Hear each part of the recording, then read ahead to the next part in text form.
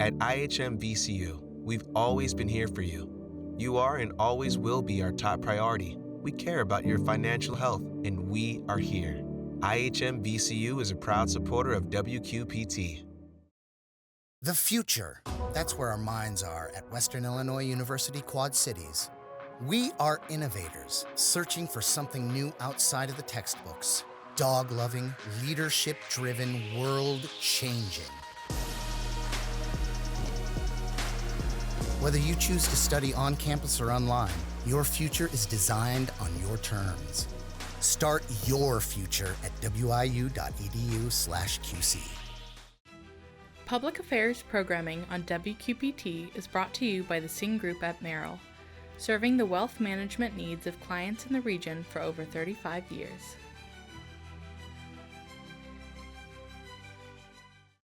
The surprising amount of food that's simply discarded, but there's a solution. And the restaurant that lets you pay what you think the food is worth in the cities.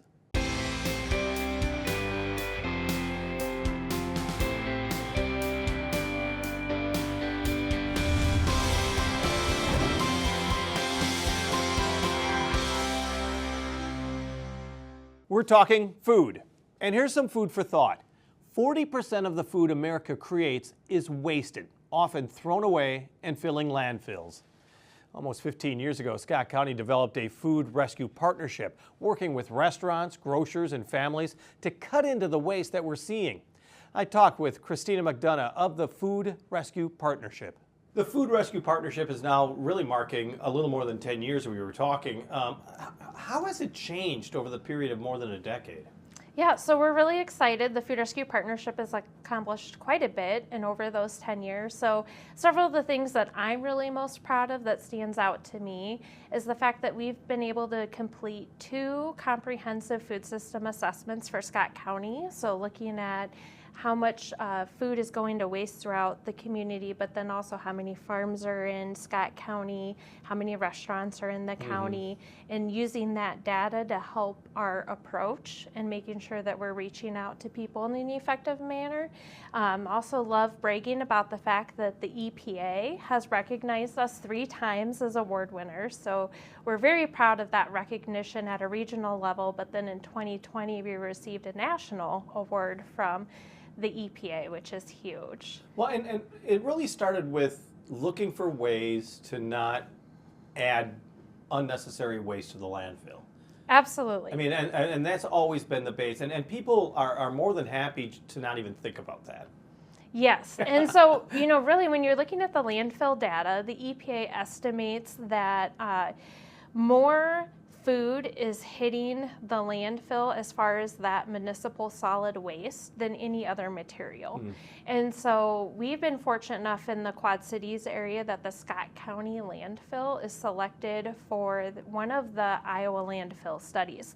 And so just in 2022, when they had their waste characterization short, they found that approximately 19% of loose food was wasted in the landfill, but then also almost 3.5%, just a little over that, was actually still packaged and hitting the landfill. Not even opened. Correct.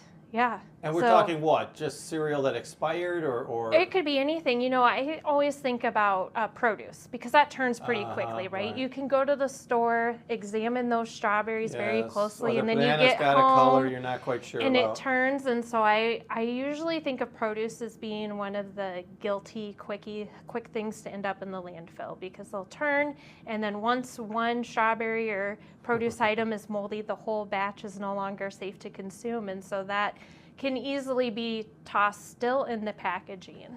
Now, when the partnership first started, it really was geared not only to individuals, but to restaurants and grocery stores, just to try to lessen that waste.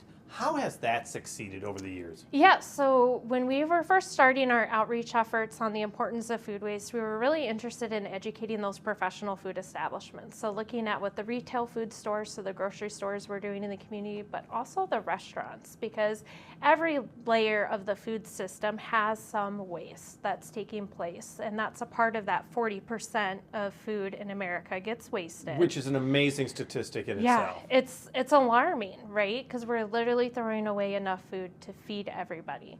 So our first dive from kind of being Scott County and Rock Island County Health Department involvement was, let's educate those professional food establishments on the fact that there's a federal Good Samaritan Food Donation Act. They can donate their food to a nonprofit hunger relief agency without getting in trouble. And they're protected from any liability concerns that they may have. Because that was the big thing that, Yes. that a lot of companies, you know, it was scary for them that it could come back, a good deed could come back and bite them. Absolutely. And I understand the fear because those professional food establishments spend a lot of time training their staff and making sure that they're handling food safely so that they have that concern. What happens when I turn it over to a volunteer organization? And so we were able to educate them on that Good Samaritan Food Donation Act, but also letting them know that a lot of the volunteers go through similar training as well. While it's not required, they like to have the food safety knowledge just as everybody else. And now you're really focusing on me, Yes. on the person at their home. So let's start there. My refrigerator's stocked, kinda. There's stuff in there that I'm sure is moving. You know, it's been there a while. Tell me a little bit about what you were saying before I should go grocery shopping, what I should be doing. Yeah, so we have a tip of recommendations on the Food Rescue Partnership website on what an at-home person can do to reduce their food waste. So some very simple things, right? Before you go to the grocery store, check your fridge and inventory your pantry. See what you already have on stock, because you may be surprised when you're going to the grocery store, you're gonna grab something that you know you go through a lot, but you already had a good inventory of it at home. So that's a great way to start with your source reduction, which is one of the first levels in the EPA food wasted scale. The next thing is really, once you've made a meal and you have leftovers, eating those leftovers quickly in that safe time frame, or repurposing them into something new. So Thanksgiving's coming up. We're all excited for the turkey. What are you going to do with all of the turkey leftovers, right? You can make it into sandwiches. You can make it into casserole, a soup. There's ways that you can repurpose the ingredients from one dish and make a brand new dish But let's out be of honest, it. that is something that grandma, anybody who went through the Depression, you know, I mean, anybody who hit hard times already pretty well knew. Yes. It's just getting back to those basics. It really is. And then also just utilizing the freezer. I think we underutilize the freezer as Americans in general. And it's something that I myself sometimes am guilty of, that I have the best of intentions of eating some of the leftovers at work the next day, but something comes up, or you know, you get invited to go out to eat with coworkers, and so it's okay to freeze the food and then you have meals ready to go at a later date as well. Another really popular option that we've been talking quite a bit at our more recent workshops is composting. And so there's a lot of interest in composting. A lot of people sometimes are overwhelmed and afraid of what it looks like to start a compost pile and have it be successful, but it's really not that intimidating once you get down to it. And there's a lot of resources online for starting compost, but then it's a very forgiving system as well. So if How do you you- don't how do you have mean? something right. Yeah. So at home, I vermicompost, which means I have a tote of dirt and worms in the basement, and that's where we put some of our food scraps. And so it's knowing what food scraps are safe, how to keep your levels right of wet to dry. And so when you think about the wet compost, that's the food that you're putting in the compost. So the banana peels, the strawberries that turned to be moldy too quickly.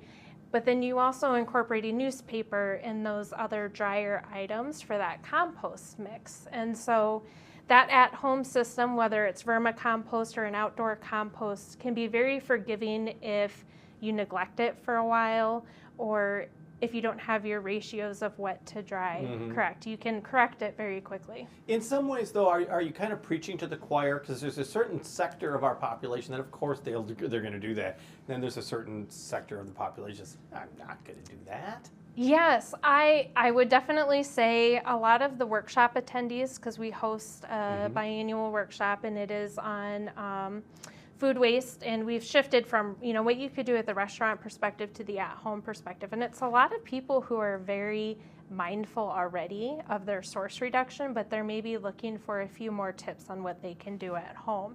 And so what's really helped us is just talking about the social impacts to food waste.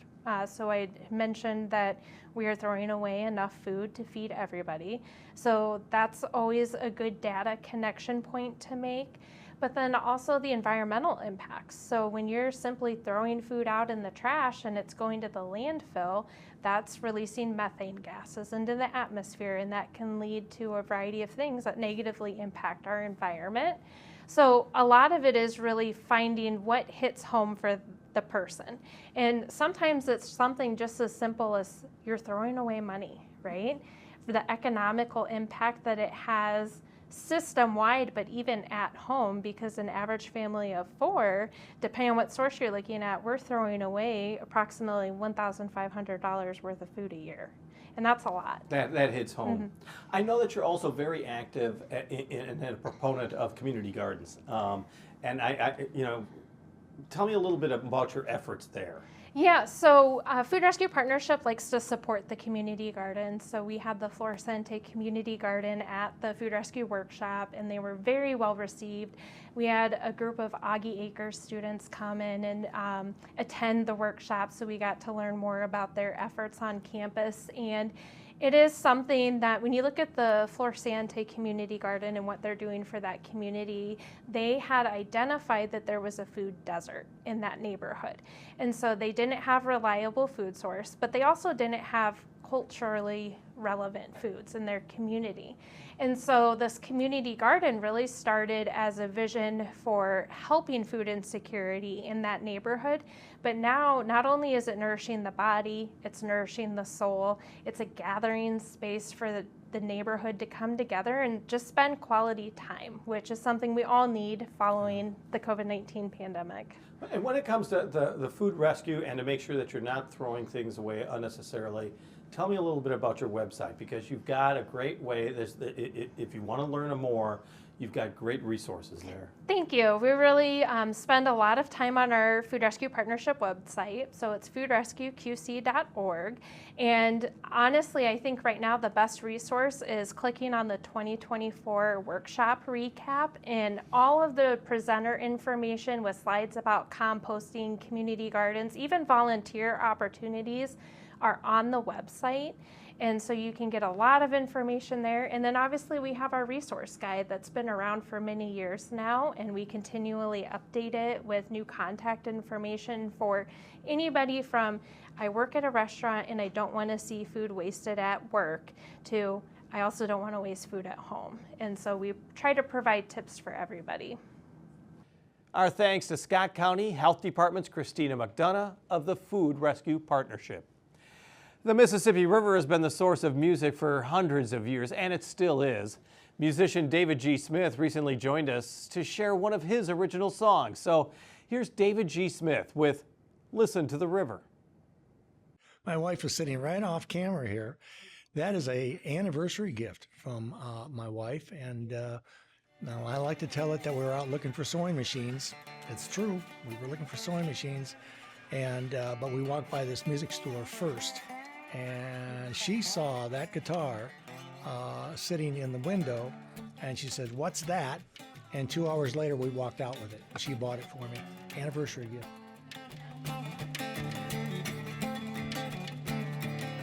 A Blue Jay was a friend of mine.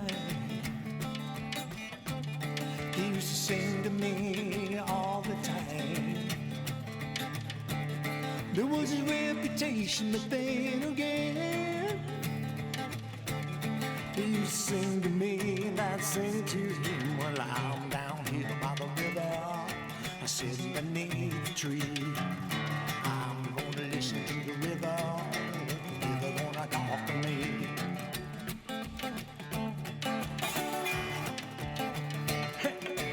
summer wind was a friend of mine. From the ocean to the mountain pine, used to sing soothing rain. Now it's flooding hurricane. Well, I'm down here by the river, sitting beneath a tree. I'm gonna listen to the river. The river gonna talk to me.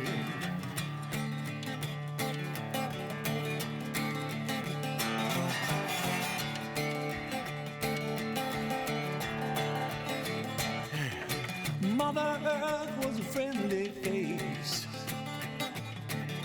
with a fertile beauty and a patient ways. Throw a seed from a burlap sack.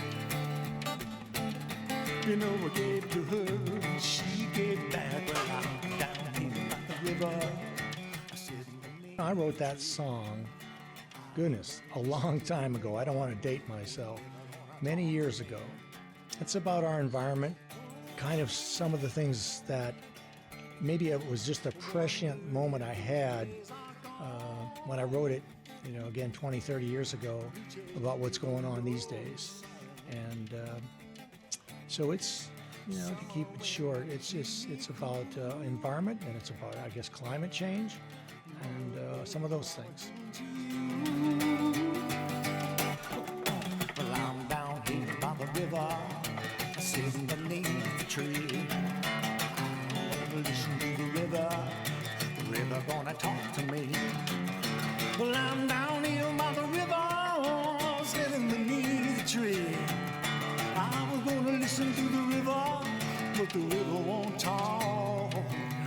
The river won't talk to me.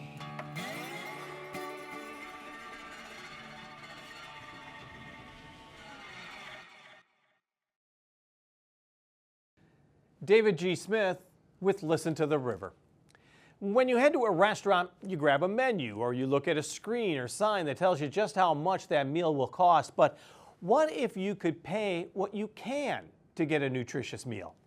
That's exactly what's on the menu at the Nest Cafe, and its founder was just awarded Rock Island Citizen of the Year for her efforts. We talked with the founder and president of Nest Cafe, Linda Mon. Nest Cafe's been around for a while now, and what's interesting is pay what you can approach. Uh-huh.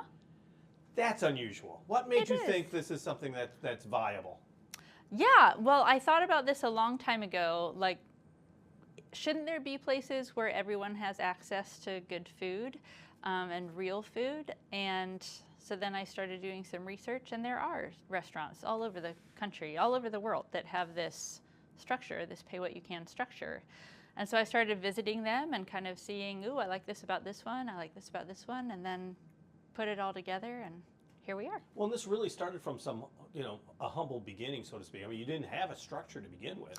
We did not. So we formed as a nonprofit in late 2019 and thought that we would open in maybe summer of 2020, and then this thing happened in 2020. Yeah. So we started doing monthly pop-up meals around the community to kind of provide what people needed. And we did that for 2 years, and then finally opened in 2022. And what you open is, and I know you want to punctuate this, is a restaurant. It is a restaurant. People have to think yeah. of it as a restaurant. It's not a food handout place. Oh gosh, no. Everybody is welcome, of course, and the food is fantastic. It's fantastic. Yeah, we have a chef. We have paid staff that works in the kitchen.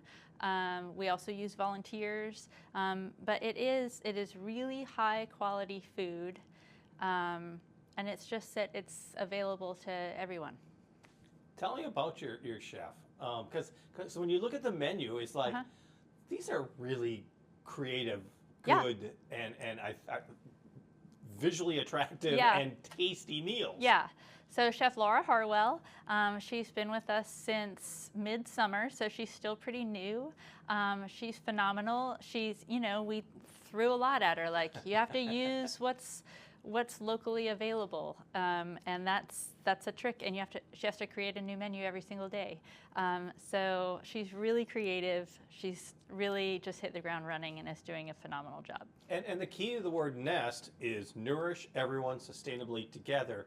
And you want to underline that as well, because where's this food coming from that is made into these dishes? Yeah, so we buy all of our meat from a local farmer, Grateful Graze, in Cambridge, Illinois, because they don't put anything extra in their meat. Their animals are grass-fed.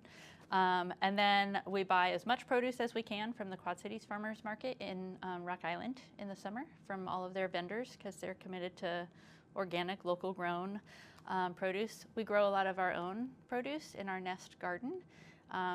That all shifts in the winter, where we have to, hit the grocery stores a little bit more, but we do try to buy as much organic food as possible. And we're still able to buy some from some local farmers. And all of our meat still, all year long, comes from Grateful Graze. What has been the reception, among Quad City diners?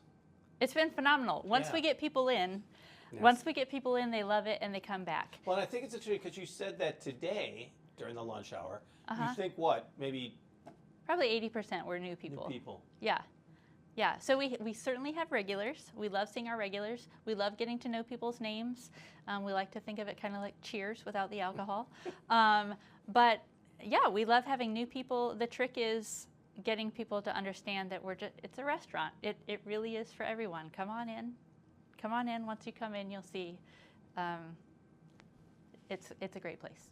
Do you have?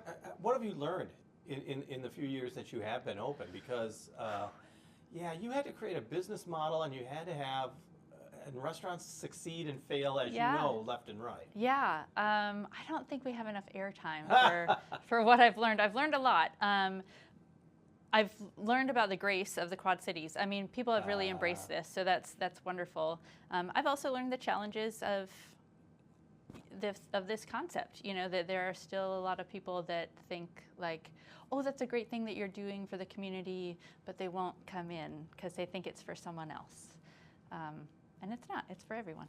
And congratulations are in order, of course, because you were picked one of the Citizens of the Year for Rock Island. Yeah. How important is that, like you said, the partnerships, the recognition is secondary to you because of the work that you're doing, but that's another thing that you've learned a great deal about it is the partnerships in the Quad Cities. Yeah, absolutely. We couldn't do what we do without other organizations referring people to us and cheerleading for us, and me learning from I've learned so much from other nonprofit directors. And the way the Quad Cities has gotten behind us has just been really phenomenal. You are open Tuesdays through Saturdays for the lunch hour. Yep. And then Thursday nights are the dinners. Yep. Do you really look forward to the Thursday nights? Because, since it's only once a week, it's a little more creative, or it's definitely a different menu. It's the same menu as Thursday lunch. Oh, okay. Yep, same menu as Thursday lunch. We just wanted to have some hours that are outside of working hours. We have a lot more kids that come on Thursday nights. Oh, okay. Children always eat free. We have a little kids play area, so we love kind of catering to kids. Thursday nights are a whole different vibe. That's what I would think. And yes, I'm the person at the register on Thursday nights, so I do look forward to that. And you're always looking for volunteers? Always looking for volunteers, especially volunteer servers. All of the people that serve are volunteers, and it's really easy. It's not like servers at a fancy restaurant. It's kind of like Chipotle or something like that. Like you're behind a line and you're just asking people what they want on their plate. It's super easy. Come volunteer. That was Linda Mon, founder and executive director of the Nest Cafe. And once again, it serves lunch Tuesday through Saturday, 11 until 2, and dinners Thursday, 5 until 8, at its location on 4th Avenue in downtown Rock Island. On the air, on the radio, on the web, on your mobile device, and streaming on your computer, thanks for taking some time to join us as we talk about the issues on the cities.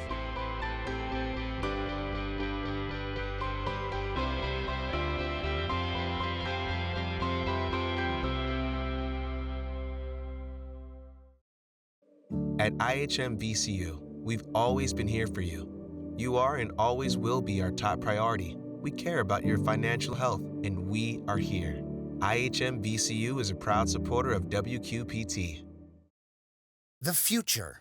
That's where our minds are at Western Illinois University Quad Cities. We are innovators, searching for something new outside of the textbooks. Dog-loving, leadership-driven, world-changing. Whether you choose to study on campus or online, your future is designed on your terms. Start your future at wiu.edu/QC. Public Affairs programming on WQPT is brought to you by the Sing Group at Merrill, serving the wealth management needs of clients in the region for over 35 years.